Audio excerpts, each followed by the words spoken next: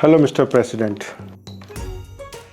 मैं डॉक्टर ओमकार नाथ, एक आम भारतवासी आपसे कुछ मुद्दों पे प्रश्न पूछना चाहता हूँ इस देश के नागरिक के हैसियत से। आप चाइना जैसे बड़े देश के राष्ट्रपति हैं, भारत के प्रधानमंत्री को आप बुला रहे हैं एससीओ की बैठक में, कुछ तो डिप्लोमेसी बदली होगी।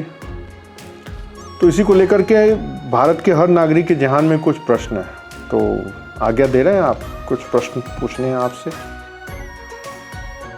Thank you. मेरा पहला प्रश्न है मिस्टर प्रेसिडेंट कि अभी जो आप पीएम साहब को एससीओ की मीटिंग में बुला रहे हैं, इसके पीछे सोच क्या है आपकी? लास्ट 10 ईयर से हम देख रहे हैं कि आप पूरे एंटी इंडियन माहौल के कैंपेनिंग में लगे हुए हैं, तो हम उम्मीद करें कि इस बैठक के बाद थोड़ा सा वो आप एंटी इंडियन जो एक कैंपेनिंग कर रहे हैं वो थोड़ा कम होगा।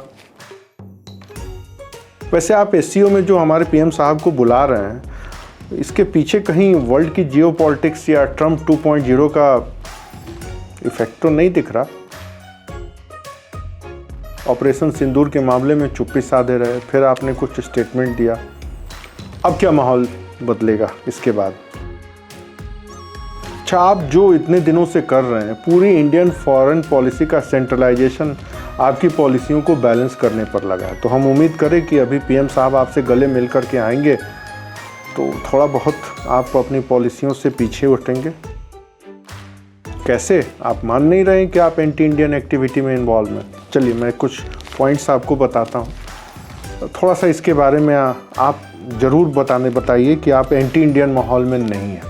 अफ़गानिस्तान में जब से तालिबान 2.0 आया है, आपका पूरा प्रयास रहा कि आप भारत विरुद्ध इसको मोड़ दें।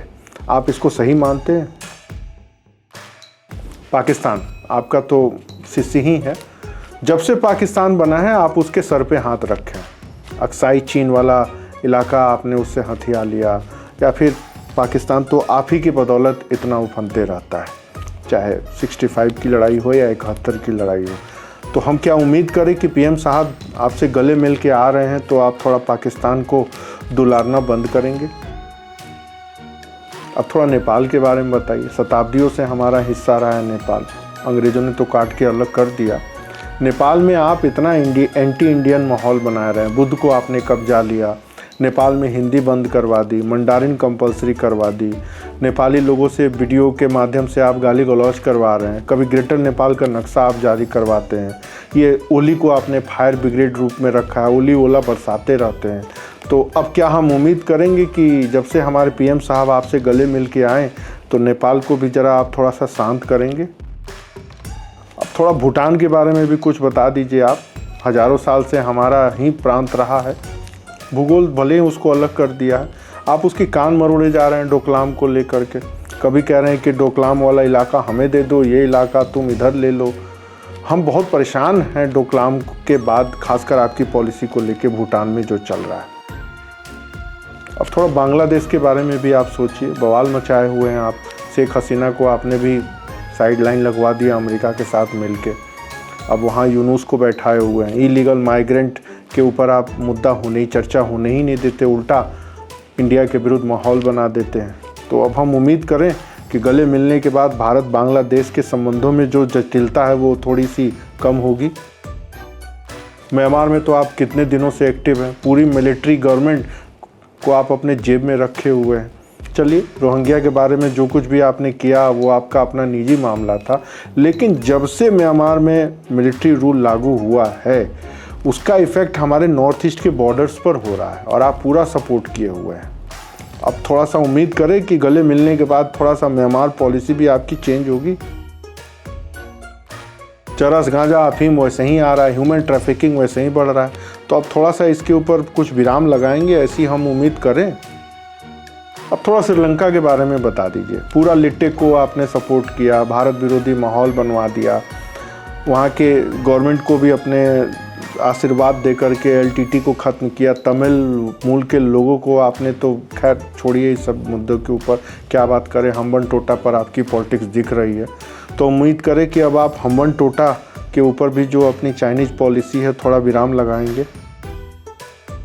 मालदीव में तो आपने बवाल ही कर दिया, go back India, India out. मौलवी साहब पीएम भी बन गए हैं, पहले तो बहुत फड़फड़ाए, अब भारत आए हैं तो गले मिल रहे हैं। तो अब हम उम्मीद करें कि जो मालदीव में जो आप अगल बगल आइलैंड बनाने का जो ख्वाब संजो रहे हैं, थोड़ा सा पीछे हटेंगे। अच्छा, हिंद महासागर में जो आप एकदम एक्टिव हैं, आपका एजेंडा कुछ क्लियर नहीं हो रहा है, तो क्या लग रहा है कि गले मिलने के बाद आप हिंद महासागर पर अपनी कुछ स्टैंड को बदलेंगे? अच्छा, सार्क को लेकर के लंबे समय से कहते आ रहे हैं कि हमको भी सार्क में शामिल किया जाए, हम भी भारत के पड़ोसी देश हैं। खैर, अब सार्क तो एक्टिव नहीं है, तो आप बिम्स्टेक पर खुन्नस निकाल रहे हैं, मोहम्मद यूनुस के माध्यम से स्टेटमेंट दिलवाते हैं कि बिम्स्टेक बेकार है, सार्क सही है। तो हम क्या समझे अब इसको? अच्छा, एक बात बताइए, भारत को चारों तरफ से जो ये वन बेल्ट वन रोड से आप घेर रहे हैं, कहीं हम्बनटोटा, कहीं ग्वादर बंदरगाह, तो कभी नेपाल में घुसपैठ, फिर म्यांमार में घुसपैठ, ऊपर उधर गलवान घाटी में अलग आपने हुड़दंग मचाया, डोकलाम में अलग मचाया, श्रीलंका में अलग मचाया, पूरा एकदम जो भारत को घेर रहे हैं। तो हम उम्मीद करें कि गले मिलने के बाद जो ये भारत को घेरने की नीति है, थोड़ा सा इसके ऊपर आप पीछे हटेंगे। चलिए, एशिया पैसिफिक एरिया को तो आपने नाम बदल के साउथ चाइना सी कर दिया। जब आप नाम ही बदल दिए हैं तो अब उसमें हम क्या कहें? तो फिलीपींस और वियतनाम को लेकर के आप बार बार आरोप लगाते हैं ये भारत के जासूस हैं या भारत के पिछलग्गू हैं, तो आप थोड़ा सा चुप रहेंगे उसके ऊपर? अच्छा, एक बताइए, 14 देशों के साथ आपके बॉर्डर के लफड़े लग रहे हैं, आप ये एक बात कहते हैं कि हमारी तरह दिखते हैं, ये हमारा, ये मुमकिन है? आप कहते हैं कि भाई नेपाल भी का हिस्सा भी आपका है, अरुणाचल भी आपका है, भूटान का हिस्सा भी आपका है, सिक्किम भी आपका है। तो अब ये बताइए, इतनी बड़ी मतलब आप जो एक प्रोपेगेंडा फैलाए हुए हैं, ये सही बात है? अच्छा, एक बात बताइए, अभी जो आप गले मिलने के लिए बुला रहे हैं, कहीं इसमें ट्रंप का इफेक्ट तो नहीं है? क्या आपको लग रहा है कि जियोपॉलिटिक्स बदल रही है, पुतिन भी हमारे साथ आ जाएं, भारत भी आ जाए, तो हम लोग मिल के ट्रंप जी का सामना करें या बाजा बजाएं? अभी 2 दिन पहले हमारे डोभाल साहब पुतिन साहब से मिल के आए हैं, सेकंड हैंड या दाएं हाथ बाएं हाथ जो भी हो मिला के आए हैं। तो इसमें आपकी भी कुछ सहमति मुझे दिख रही है, कुछ बताएंगे इस डिप्लोमेसी में क्या है?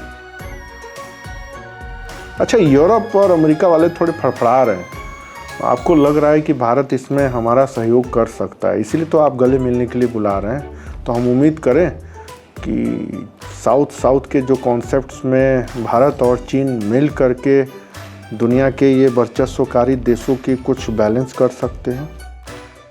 अंतर्राष्ट्रीय राजनीति में कोई दोस्त नहीं होता, ना कोई दुश्मन, इस बात को तो मानते हैं आप। तो हम उम्मीद करें कि अभी जो 75 सालों से परंपरागत रूप से भारतीयों के प्रति जो आपका एक वैमनस्यपूर्ण रवैया था, वो कुछ थोड़ा बदला हुआ दिख रहा है। वैसे अच्छा, एक बात बताइए, आप तो हजारों साल से हमारे ही साथ रहे, हमारे महाभारत में आपका जिक्र है कि नहीं? आप इस बात को मानते हैं? हमारे यहाँ के बौद्ध धर्म, आपके यहाँ बौद्ध धर्म पहुँचा, उसके पहले से हजारों साल से हम जुड़े हैं, जब तक हिमालय नहीं था तब से हम जुड़े हुए हैं। सारा लफड़ा और पचड़ा ये माओ की देन है, इसने ही मामला बिगाड़ा है। आप माओ को हटा नहीं सकते क्या आपने चाइना के लोगों के इतिहास से? इतना बढ़िया इंफ्रास्ट्रक्चर है, आप ऐसे ऐसे सामान बनाते हैं, मुझे लग रहा है ये मेरे शर्ट का बटन भी आप ही के यहाँ से बन के आया होगा। तो बैर भाव रखने का कोई मतलब नहीं है, तो थोड़ा सा कुछ बीच का रास्ता निकालिए, हमारे लोगों से भी गले मिलिए और हमारे विरुद्ध जो एक माहौल आप बना रहे हैं, थोड़ा इनको बदलने के बारे में भी सोचिए। बहुत से मुद्दे हैं दुनिया में जिनको संभाला जा सकता है। आपका इतना अच्छा मैन्युफैक्चरिंग हब, हमारे यहाँ के प्रोफेशनल दोनों मिल जाए तो वर्ल्ड में धमाल मचा सकते हैं। आप इसके बारे में क्यों नहीं सोचते हैं? गंभीरता से सोचिए। पाकिस्तान का क्या है, उसको अब खान साहब की तो इज्जत वैसे ही उतर गई है, उनकी तो कोई वजूद और हैसियत है नहीं, वो आपके बदल पर उछल रहे हैं।